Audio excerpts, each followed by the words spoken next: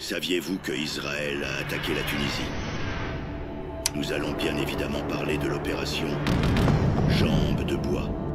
Le 1er octobre 1985, Yasser Arafat, chef de l'Organisation de libération de la Palestine, doit déclarer l'indépendance et la création de l'État palestinien depuis son quartier général au sud de Tunis. Les colons israéliens ne l'entendent pas de cette oreille. Shimon Peres, Premier ministre d'Israël, lance alors l'opération Jambes de bois.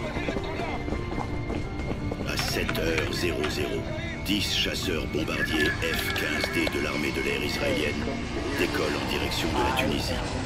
Ils sont appuyés par 2 avions ravitailleurs Boeing 707 de l'US Air Force depuis leur base américaine en Sicile.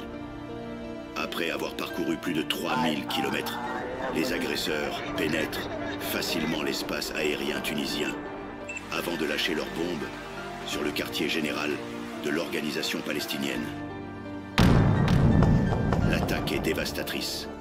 Les bombes de 500 kg déchiquetteront 18 Tunisiens et 50 Palestiniens sur place, sans compter les blessés.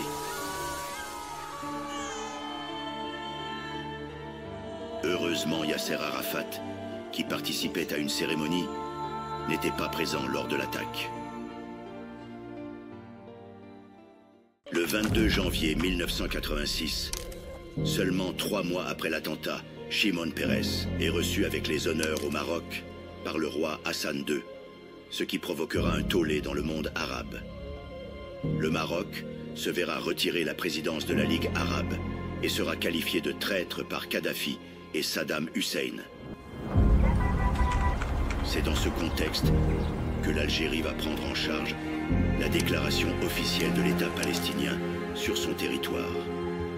Pour l'occasion, l'armée algérienne va mettre en place un puissant dispositif terrestre et aérien afin de se prémunir de toute attaque sioniste sur son sol. Des dizaines de radars et des batteries antiaériennes sont mises en alerte. Le 11e groupement de DCA déploie des systèmes SA-6 Gainful et Strela 10. L'armée de l'air, elle va déployer des dizaines d'avions de chasse, dont les puissants intercepteurs MiG-25 Foxbat, très redoutés par l'OTAN. Les soviétiques envoient eux aussi une frégate lourde se positionner au port d'Alger. Le congrès de l'OLP est prévu pour le 15 novembre 1988 et comme prévu malgré l'important dispositif, un groupe de chasseurs israéliens est repéré par les radars algériens au large des côtes. C'est au total 13 jets non identifiés en formation serrée qui volent en direction d'Alger. Immédiatement, la salle est évacuée. Yasser Arafat est mis en sécurité. L'état-major va faire décoller 2 intercepteurs MiG-23 et MiG-25 à la rencontre des assaillants.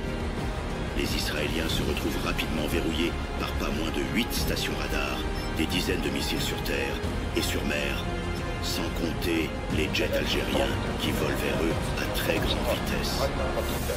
Face à cette puissance de feu et ayant perdu l'effet de surprise, l'escadron israélien va virer de cap vers les eaux internationales avant de prendre le chemin du retour vers leur base.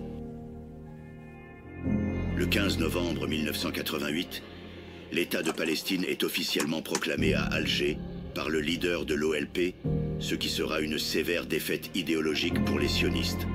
Ce jour restera dans l'histoire comme celui qui a fait relever la tête au peuple palestinien. Depuis ce jour, Israël n'a jamais plus tenté d'attaque directe contre l'Algérie.